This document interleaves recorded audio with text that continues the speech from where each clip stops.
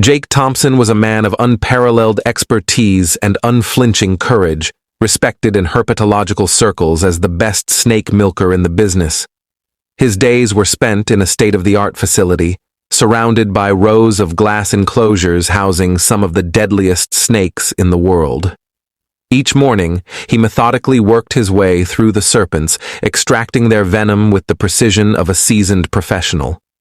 The venom was crucial for producing life-saving antivenoms and for medical research. One fateful day, Jake received an unusual call from a reclusive billionaire named Victor Carlisle.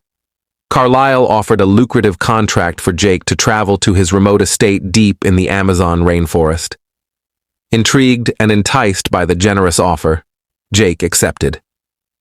He had faced countless venomous serpents, but nothing could have prepared him for the horrors that awaited in Carlisle's secluded mansion. As Jake's plane touched down on a private airstrip, he was greeted by Carlisle's imposing assistant, Marcus, who escorted him to the mansion. The journey through the dense jungle felt ominous, and Jake sensed that something was amiss. Upon arrival, Carlisle, a gaunt man with piercing eyes, welcomed him. He explained that his collection included rare and undocumented snake species, some with venom believed to possess extraordinary properties. Jake was immediately captivated by the challenge. The collection was indeed impressive, dozens of species Jake had never seen before. Among them was a snake unlike any other, a monstrous serpent with jet-black scales and eyes that seemed to glow with an unnatural light. Carlisle introduced it as the Nyx viper, named after the Greek goddess of night, due to its nocturnal nature and lethal bite. Carlisle's obsession with this snake was palpable, and he believed its venom could unlock secrets of immortality. Jake began his work, but the atmosphere in the mansion grew increasingly sinister. Strange occurrences plagued the estate, whispering voices in the dead of night, shadows that moved independently of their sources, and an overwhelming sense of being watched. The mansion staff avoided Jake, their eyes filled with unspoken fears. One night, while Jake was extracting venom from the Nyx viper, a power outage plunged the room into darkness. In the dim emergency lights, Jake noticed movement in the shadows, an eerie, serpentine slither that didn't belong to any of the snakes he knew. He felt a cold breath on the back of his neck and turned to see a figure shrouded in darkness, eyes glowing with the same unnatural light as the Nyx vipers. Panicked, Jake stumbled and accidentally knocked over the viper's enclosure. The snake struck, its fangs grazing his arm. Jake felt a searing pain and dizziness as the venom coursed through his veins. He managed to trap the snake back in its enclosure before collapsing. When he awoke, Carlisle was standing over him, a disturbingly serene expression on his face. He explained that Jake had been bitten by the Nyx viper, but assured him that he had been given an antidote. Jake felt a gnawing fear as he recovered.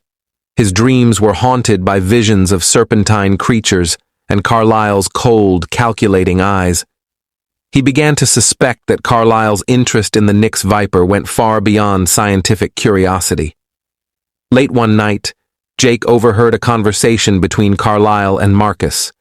They spoke of a ritual, a sacrifice that required the blood of the viper and the life force of a human to achieve immortality. Horrified, Jake realized he was the intended sacrifice. The visions and whispers were the manifestations of an ancient, dark power that Carlisle sought to harness. Desperate to escape, Jake devised a plan. He gathered his equipment and the remaining anti-venom, preparing for a perilous journey through the jungle. As he attempted to flee, Jake was confronted by Marcus. A brutal struggle ensued, with Jake narrowly managing to overpower Marcus and inject him with the viper's venom. With Marcus incapacitated, Jake made his way to the airstrip, but Carlisle was not far behind, driven by a mad desperation.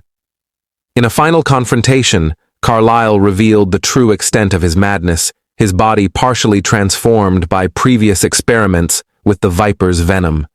He lunged at Jake with inhuman speed, but Jake, fueled by adrenaline and terror, managed to inject Carlisle with a lethal dose of the venom. Carlisle's screams echoed through the jungle as his body convulsed and twisted, the dark power he sought to control consuming him. Exhausted and injured, Jake reached the airstrip and managed to signal a passing plane. As he was airlifted to safety, he looked back at the jungle, the mansion now consumed by darkness.